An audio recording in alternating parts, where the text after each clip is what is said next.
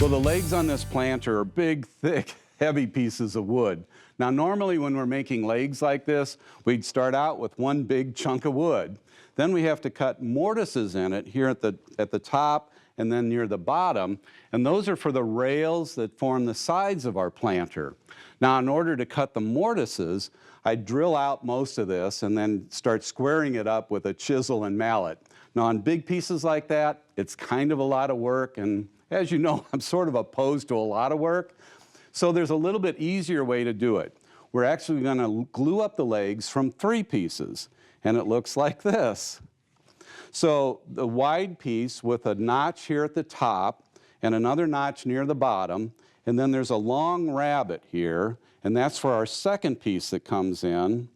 And it has notches at the top and the bottom, and it forms 2 sides of our mortise, and then the third piece comes in, and that'll complete our leg. We just have to glue it all up, and once it's glued up, we've got open mortises here at the top and 2 mortises down at the bottom without doing a lot of work.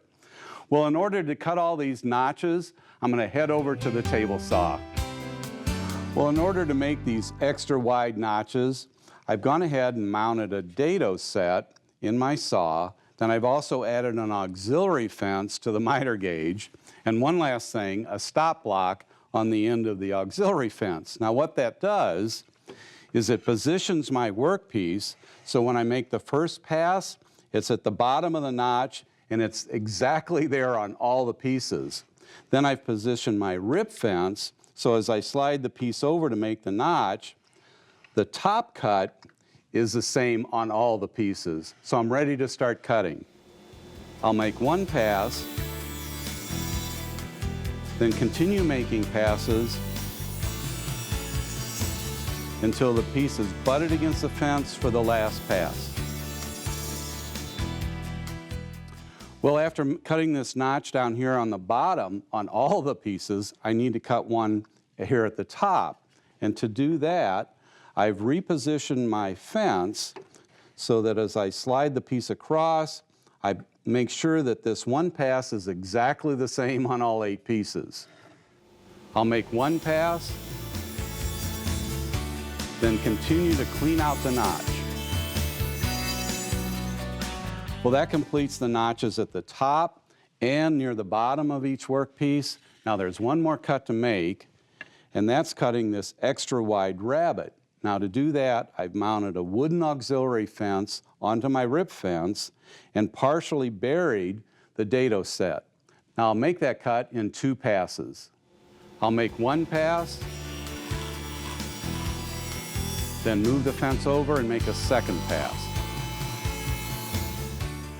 Okay, that completes my rabbet, and I'll join the second piece on here. Now there's a little trick here. The rabbet is actually cut so that it's a little bit narrower than my workpiece, and what that does is creates a little shoulder here when the 2 pieces are joined together. Now on the other workpiece, I'm going to go over to the router table and make a roundover with another shoulder, and when they're joined together, I'll have a nice rounded corner on my leg with 2 shoulders. I've mounted a roundover bit in the router table. Then I'll make one pass, raise the bit to make a shoulder on the second pass. Well, with this roundover complete and the shoulder, now I bring up my second piece to form the corner of the leg, and finally add this third square piece. And when that's all glued together, I have a completed leg with easy to make mortises at the top and the bottom. You know, Brian, making these legs by gluing up these 3 pieces sure makes these big, heavy legs a lot easier. You know, beats the work of chopping out all these large mortises and having to clean all that up. No, that's a lot of work, and I don't like a lot of work. So all you have to do when you're just cutting these notches over at the table saw, once you're set up, you cut all these pieces, you could make a lot of planters this way. Now, once, of course, you get everything glued up, you do need to connect the legs. That means you'll need to add a set of rails and a series of panels to create sides. Right, and then we're going to finish it off with a top frame, and then inside we'll add this shelf down inside, and that'll hold your container with all your plants to show them off. Well, before we can start setting plants in there, you need to connect the legs. I'm going to head to the table saw and start on the rails. Connecting the legs Don made is just a matter of adding an upper and lower rail between each pair of legs. Now, I've already cut the rails to size, so they're ready for some joinery. And that starts with cutting a centered groove on the inside edge of each rail. And that's for the side panels that are added later. Now, cutting a centered groove isn't that big a deal. It starts with adding a dado blade to your table saw that's slightly less than the width of the groove you're looking for, and you'll see why in a second. I've already set it for the final depth of cut, and I've positioned the rip fence to cut the outer edge of the groove first. Holding the workpiece firmly against the rip fence and table, I'll make the first pass. Then I'll make a second pass to widen the groove and automatically center it at the same time.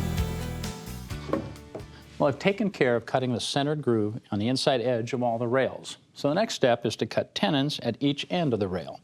Now, to do that, I've already installed a wider dado blade in my table saw, and that's just going to make the waste removal much easier and much quicker. Now, I've adjusted my rip fence to act as a stop, so that's going to give me a positive shoulder for the tenons. And finally, I've added an auxiliary miter gauge fence to provide solid support. I'll make a single pass along each edge to establish the shoulders.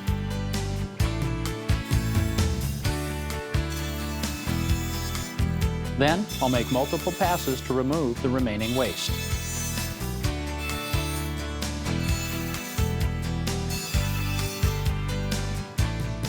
You can see I've removed the waste to size the tenon. And now, by bringing the leg in here, we can check the fit. You can see that looks pretty good. The problem is when you try to fit in its mating rail. There's some interference there. Now, the solution to that is pretty simple. What you need to do is spend a little time and miter the ends of the tenons, and that way, when you fit everything together, you get a nice, tight joint. Well, I just need to spend a little more time mitering the ends of the rest of the tenons. I'll make a few panels, and then I can head to the bench and do a little assembly. Well, Brian, it's starting to look like a good, nice little planter box. You know, after spending a little time cutting those centered grooves, creating the tenons, and of course mitering them to fit into the legs, it's just a matter of creating some panels to fit between the rails. Right, just like this. You know, the panels look great as they are, but to really set them off, added some quarter-round molding around the inside edges. Right, and while you were doing that, I made this shelf that fits inside the box, and it rests on shelf support pins. So if you have flowers and containers and they're different sizes, you can raise or lower this to meet the size of your container. You know, and then the last thing to put on there is a top. Now, we went with some simple joinery here. It's just half laps, and then everything is glued and screwed together. All you need to do is set it in place and screw it down. Woodsmithplans.com. Hundreds of professional, high-quality woodworking plans right at your fingertips. Every single plan is presented as an easy-to-download digital package that includes pages of step-by-step instructions, full-color photos, illustrations, and exploded views, retail sources for hardware and supplies, plus a cutting diagram and materials list. Many plans offer handy video overviews and guides. Plus, we're proud to offer our plans in both standard and metric. Everything is here, from gorgeous heirloom furniture projects to handy shop projects and upgrades, clever, cost-effective storage solutions, as well as weekend projects and accessories that are great for gifts, all fully searchable and categorized for easy browsing. Woodsmithplans.com, everything you need for building fine woodworking projects.